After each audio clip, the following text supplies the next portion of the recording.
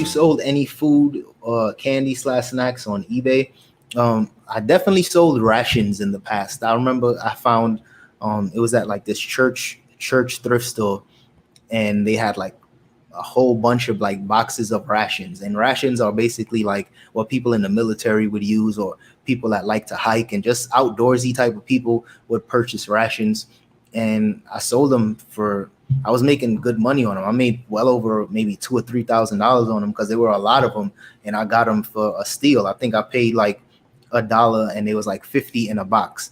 I believe the brand was Daltrex or something like that, and I was killing them. I was selling them for like anywhere between $10 and $12 for one, and I had so many of them that after a while, I literally was just giving them away because they eventually expired, and I was just like trying to just get rid of them. But I don't sell a ton of candy and all those types of things, but rations I've definitely sold in the past. When do you think is the best time to hire help for listings? I have a bunch of inventory needs to be listed, but I'm not sure if it is the time for hiring help. Listing sometimes overwhelming.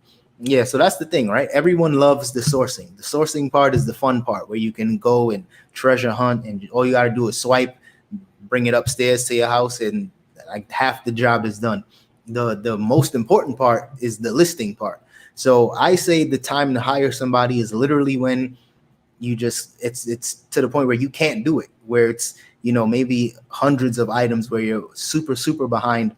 And by you listing 20, 30 items a day, you feel like you just can't get ahead.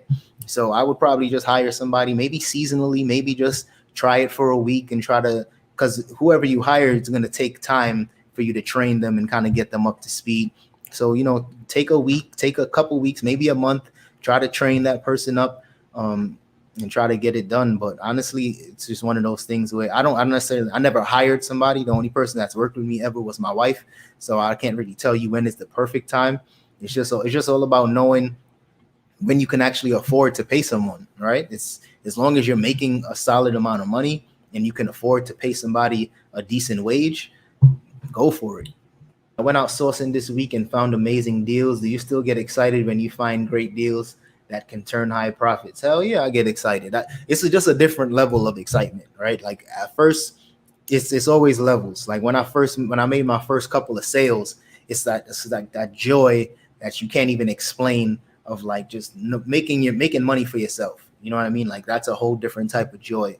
After a while, you still get excited. You're still grateful, but it's not like that super hype moment. It's more like everything I purchase is basically like betting on myself. So once I make those sales, it's more like an assuring feeling of like, all right, I priced it right. It finally moved, but I don't get super hyped like I used to. So I don't know. I'm always still appreciative and thankful, but I don't get super hyped like I used to. But when I'm outsourcing and I find something dope, especially if I think at this point, I'm more excited if I find something that I like and it's in my size. I get more excited about that because I find so much dope stuff in thrift stores and in Ross and places like that it's like, and it's not my size, that I'm just so used to selling the good stuff.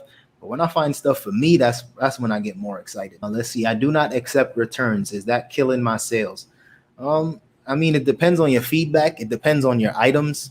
If you got desirable items that people want and you don't accept returns, people are still going to buy it.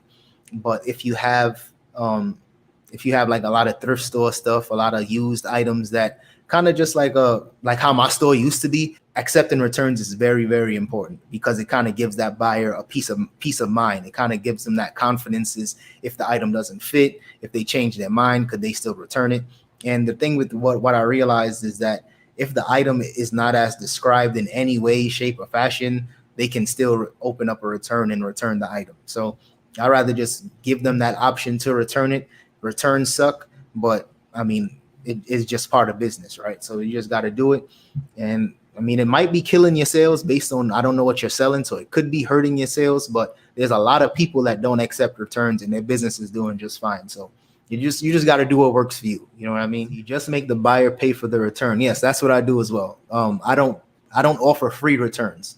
I accept the returns, but they're not free. If the buyer says the shoe doesn't fit or something like that, they have to pay for a return. So it works out just fine for me. My return rate is like 2%. Do you return any items before the 30 days if they don't sell? I've done that in the past. When I, like a couple years ago, I was king of that. Like I used to be like, man, this ain't selling fast enough, I gotta return it. Now I've become a lot more patient.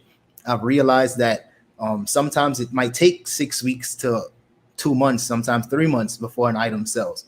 So since I've started, leveraging credit and doing more retail arbitrage, I don't want to be that person always returning stuff, because I'm in these stores all the time. The managers, the loss prevention people, they see me all the time, and I don't want to be that guy that's always buying a bunch of stuff and returning a bunch of stuff. So at this point, for me, it's almost better to just take the L, try to break even, and just leave it alone at that. But I don't return as much as I used to. This is 2, maybe 3, going on 3 years now. When I first got on YouTube, and I was like kind of dancing in like Ross and Marshalls, like trying to play with it a little bit, because at that point I didn't have the money to spend. If it didn't sell, I was returning it by the 27th day. I would have alerts and I would have notifications on my phone to kind of keep me up to date. Now I'm just more patient, and I just trust that the items that I'm buying, hopefully it doesn't get super flooded after I already bought it, but I just try to wait, just try to be patient. See, one thing about reselling is confidence. I never rush to return before 30 days. I'd rather sell for $5 profit or break even, like you said. Yeah, that's the thing, because Ross and Burlington, they're businesses too, right? So it's like, and when it comes down to returns, just as much as we hate returns, they hate returns too.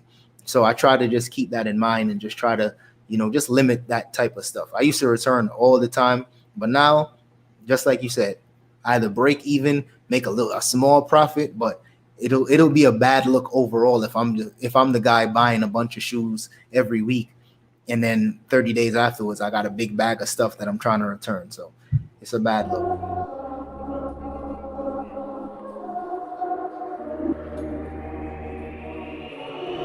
For the winner, cause you felt like you was losing, only for the winner.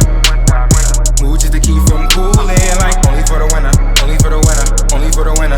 Boy, my heart is cold, and I'm too cool to sweat it. I should've never offered it. I'm